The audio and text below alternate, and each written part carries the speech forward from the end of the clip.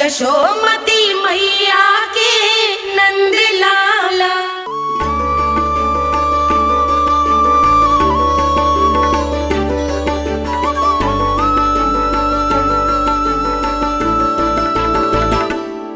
पर प्रभु, ये तो बहुत अधिक है। इसे समेटने में मैं सहायता करूंगा, छुपाने में आप करना।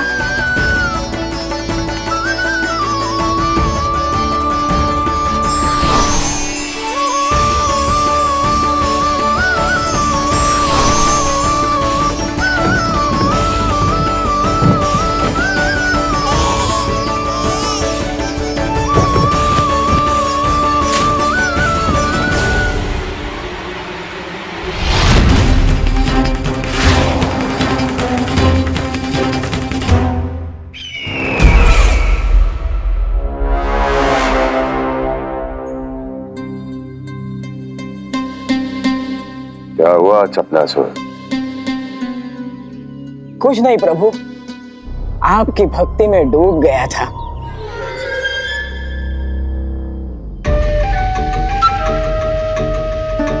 अपना भोग स्वीकार करो प्रभु।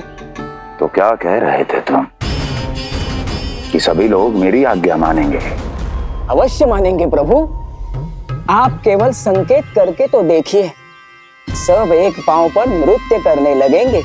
तो तुम्हारे कहने का अर्थ ये है कि सभी बिना किसी संकोच के मेरी आज्ञा का पालन करेंगे? बिना संकोच के क्या प्रभु, बिना सोच विचार के करेंगे। मुझे ही देख लीजिए, आपके मुख से आदेश आने से पूर्व मैं आपके सारे कार्य कर लेता हूँ।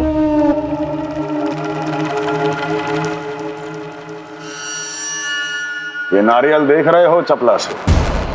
कल्पना करो कि ये उस बालक का शीश है। हाँ चपलासुर, अगली बार आओ तो ये नारियल नहीं, उस विष्णु अवतार के प्राण लेकर आना अपने इस भगवान के लिए। बोलो, करोगे ना मेरा ये छोटा सा कार्य? बनोगे ना मेरे विशेष विश्वास पात्र?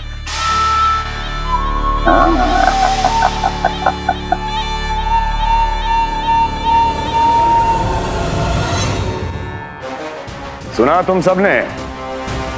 चपलासुर मेरे लिए वो कार्य करेगा जो तुम सब नहीं कर सके। मेरे शत्रु के प्राणों को हरेगा। गोकुल जाके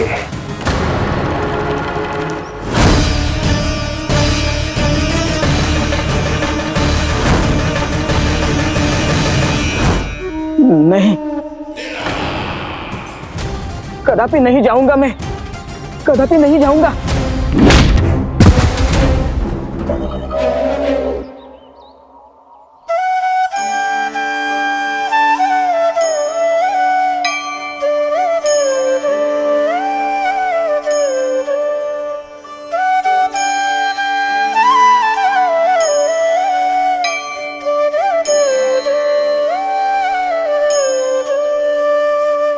प्रभु, सारा स्वर्ण छिपा दिया, पर अब मैं आप में अपने कान्हा को ना देख पा रहा हूं। मेरी ये दृष्टि तो बस प्रभु श्री कृष्ण को, पर मैं आपका ये रूप भूलना चाहता हूं प्रभु। ऐसा ही होगा, आप मेरा सत्य भूल जाओगे बाबा। पर जब भी गोकुल को इस स्वर्ण की आवश्यकता होगी, आपको इसकी स्मृति आ जाएगी। महाराज कुबेर का दान समझकर आप इसका उपयोग गोकुल वासियों के कल्याण के लिए करना।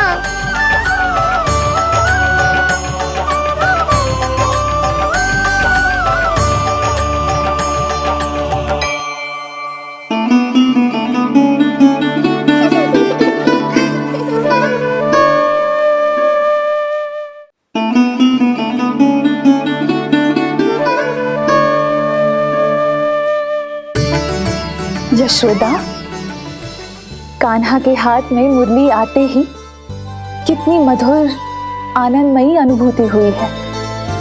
विचार करो, जब ये मुरली बजाने लगेगा तब क्या होगा। मुरलीधर कहलाएगा मेरा कान्हा। बंसी बजैया कहकर पुकारेंगे इसे।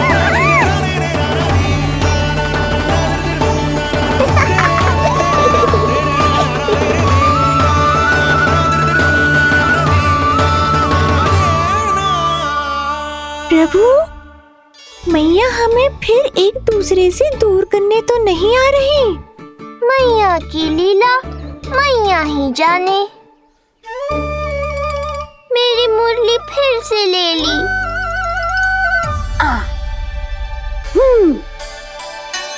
तेरी इस मुरली ने मेरी लाज रख ली कान्हा। अब तू इसे रख सकता है।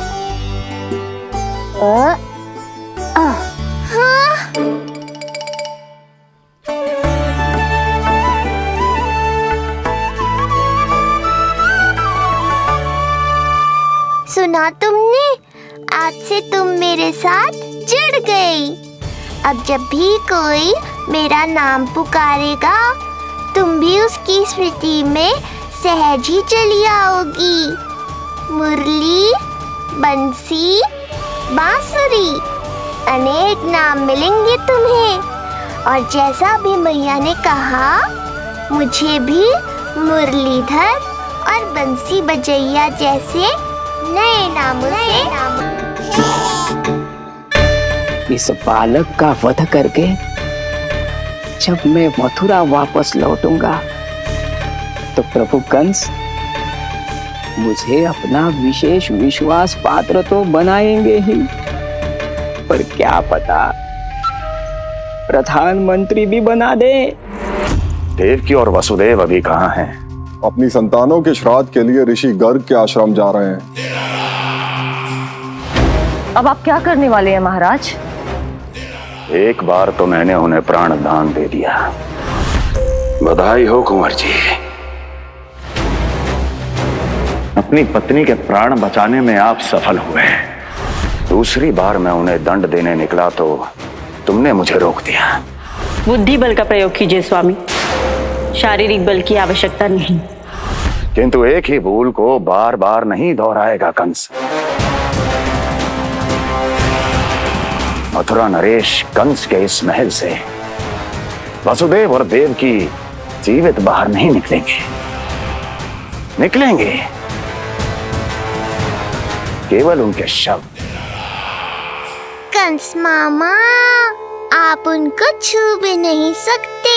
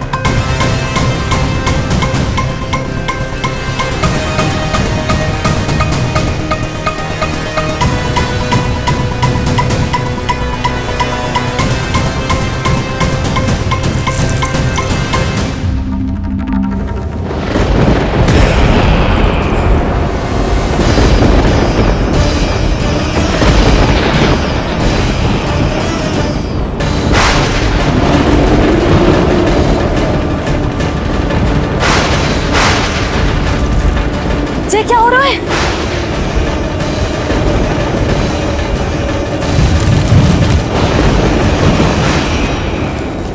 ये क्या हो रहा है?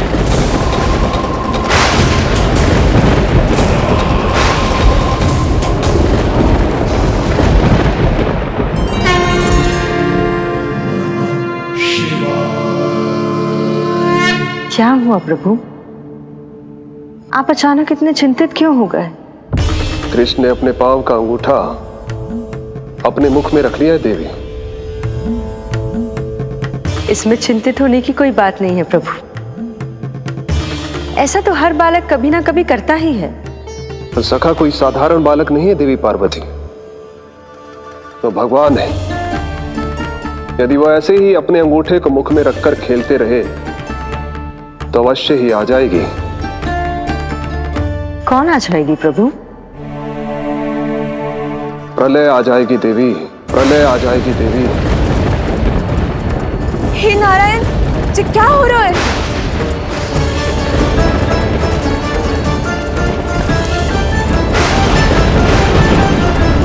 जी ऐसे लग रहा है जैसे दिन में ही रात्रि के समान अंधेरा छा गया हो। लगता है बहुत बड़ी आंधी आने वाली है।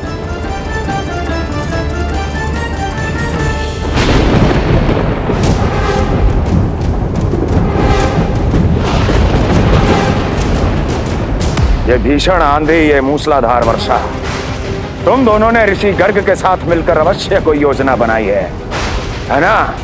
बोलो बोलो, क्या है वो योजना? बोलो।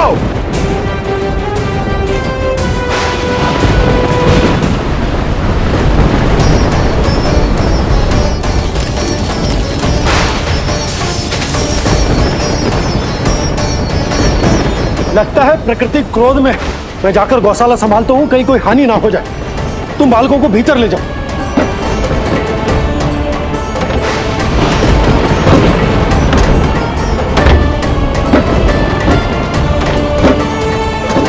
जी द्वार और झरोखे बंद करते हैं। हाँ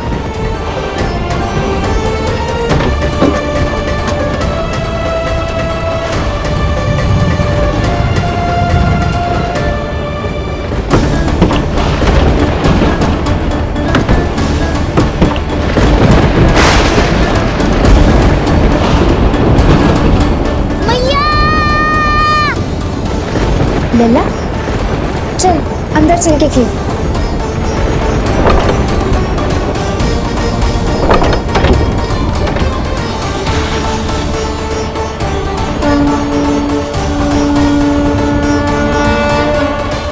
आपके सखा तो ध्यान निद्रा में चले गए हैं प्रभु। इनकी ये अंगूठा चूसने की सामान्य सी क्रिया का कितना घातक प्रभाव पड़ रहा है, इन्हें तो पता भी नहीं है। चाहे जानबूझकर की जाए या अनजाने में हो, सखा की हर लीला के पीछे कोई ना कोई उद्देश्य अवश्य छिपा होता है। पर ऐसा लगता है देवी जैसे उनकी इस लीला के पीछे एक नहीं अनेक उद्देश्य छिपे हैं।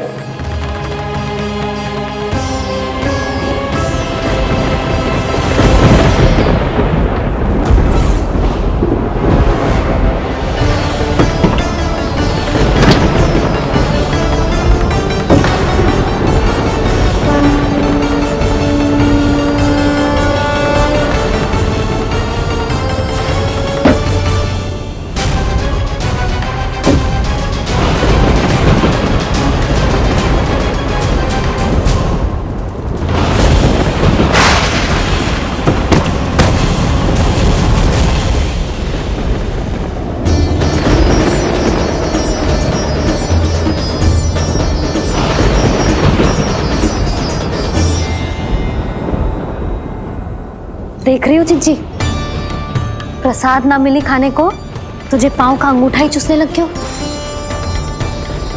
कान्हा, ये क्या कर रहे है? अंगूठा मुंह से निकाल दे लल्ला। अच्छी बात ना है कान्हा। देख कान्हा, तू नींद में है, इसका अर्थ ये ना है कि मैया तुझे अंगूठा चूसने देगी। निकाल अंगूठा मुंह से। आज तो बड़ी शीघ्र इतनी गहरी निद्रा में सो गए हो तू।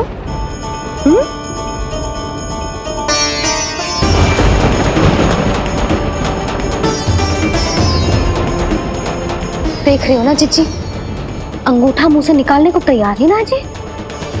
ऐसा क्या आनंद मिल रहा है?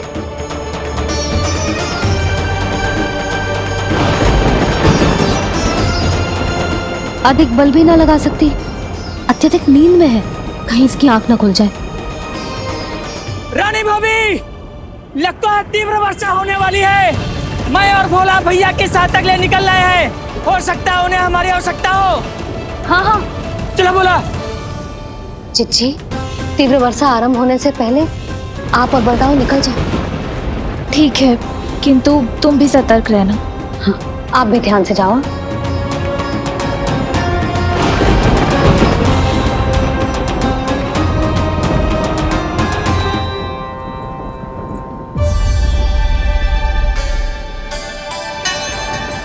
हे नारायण, वस्त्र बाहर सूख रहे हैं और तेरे अन्नप्राशन वाले चावल भी रखे।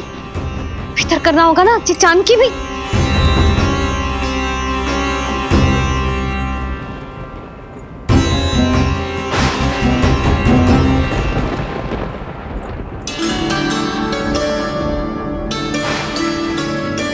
लल्ला, वैसे जी बहुत बुरी बात है। अंगूठा मुंह से बाहर निकाल। केवल 2 दिवस में तेरा अन्नप्राशन है, फिर सब खाइयो। तनिक धैर्य रख। गुड़ तो प्रभु, स्वयं कृष्ण की मैया इनका अंगूठा नहीं निकाल पाई, तो अब और कौन निकालेगा? कैसे रुकेगी ये प्रलय? इसका एक ही अर्थ है देवी, अभी लीला समाप्त होने का समय नहीं हुआ। अभी तो कहना तो ये चाहिए कि लीला अभी पूरी तरह से आरंभ ही नहीं हुई है।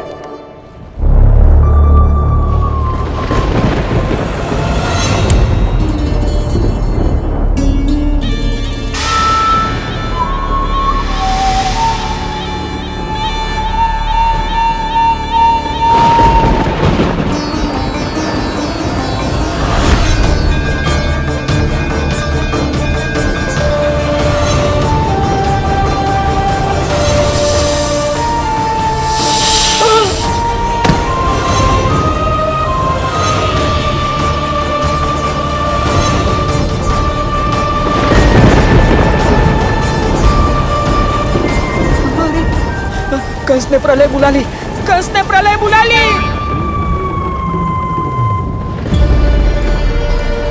हे नारायण, जे वर्षा तो रुकने वाली ना है। जे गुड़ और गेहूं भीतर रख देती हूँ।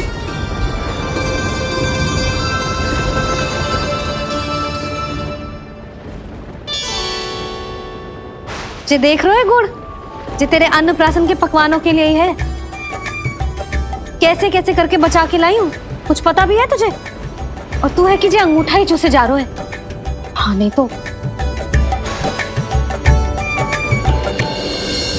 किंतु आज प्रलय भी आ जाए तो कंस की तलवार का वार रोकने में असमर्थ होगी। कंस के साथ विश्वासघात किया है, दंड तो मिलेगा। महाराज, वायुमंडल में अचानक आए इस परिवर्तन का हमसे कोई लेना देना नहीं है। हम तो बस अपनी संतानों के श्राद्ध के लिए जा रहे थे। मूर्ख हूं मैं, मूर्ख हूं मैं। कंस एक मूर्ख है, मूर्ख हूं मैं। अब अच्छी तरह जानता हूं मैं, श्राद्ध केवल एक बहाना है। किंतु सत्य यह है कि तुम और वो ऋषि गर्ग मिलकर मेरे विरुद्ध एक षड्यंत्र रच रहे हो। और ये तुम्हारी योजना है। भैया, ये आप क्या कह रहे हैं? कैसा षड्यंत्र, कैसी योजना? हम तो केवल श्राद्ध के लिए गए थे। बहुत अवसर दिए मैंने तुम दोनों को, किंतु तुमने बार बार बार बार बार बार मुझे मूर्ख बनाया। इसलिए अब मैं अवसर दूंगा अपनी इस तलवार को।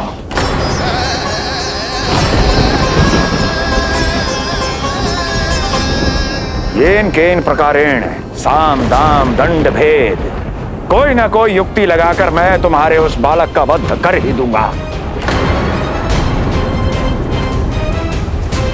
पर उस क्षण का साक्षी बनने के लिए अब तुम दोनों को जीवित नहीं छोड़ूंगा मैं।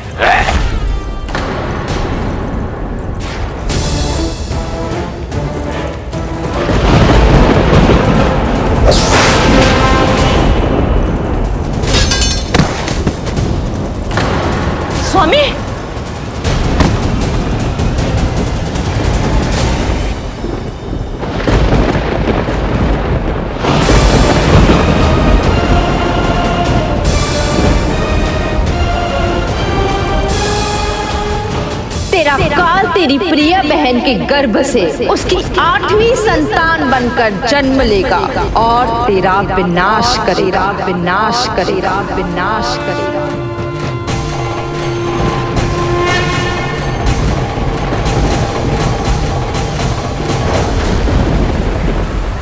प्रलय आने वाली है, प्रलय आने वाली है, प्रलय आने वाली है।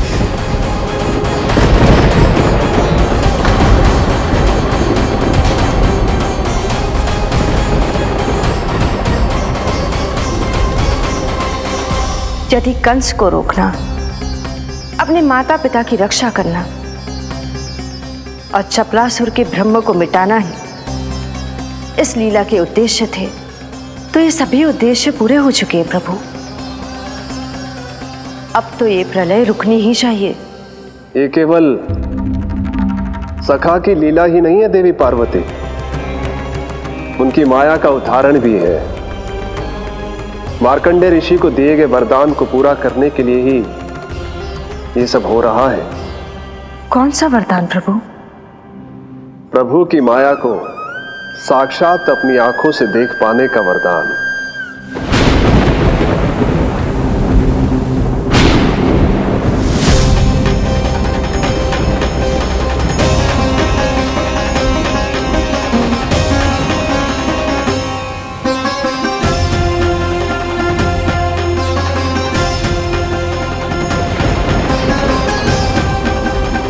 हे नारायण, क्या ये प्रलय है? क्या संसार समाप्त हो रहा है? तो फिर मुझे मिले इस जीवन का क्या अर्थ है?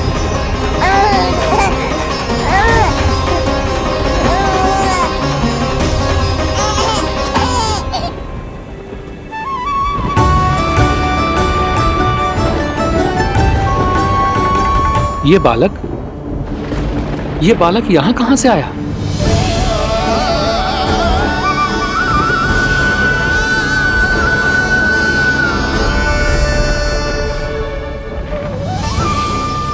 सोते हुए कितना निर्दोष लगता है जी। चारों ओर जल ही जल है, सब कुछ प्रलय में नष्ट हो रहा है, किंतु ये कितना निश्चिंत है ये। परंतु ये अद्भुत बालक है कौन?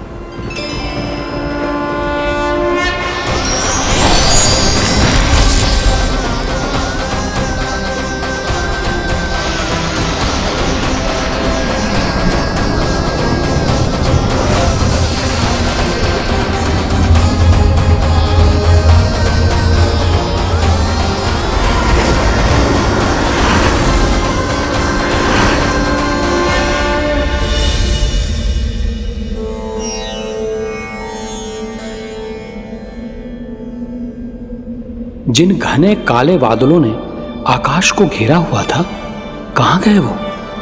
यहां तो प्रलय का कोई चिन्ह ही नहीं है।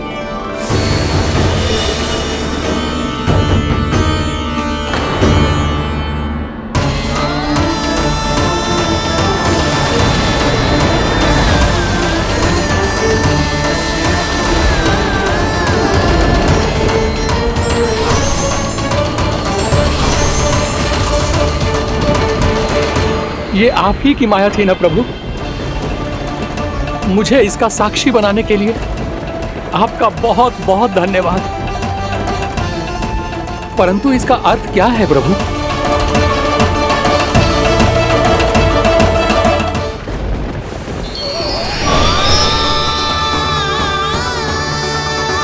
प्रभु,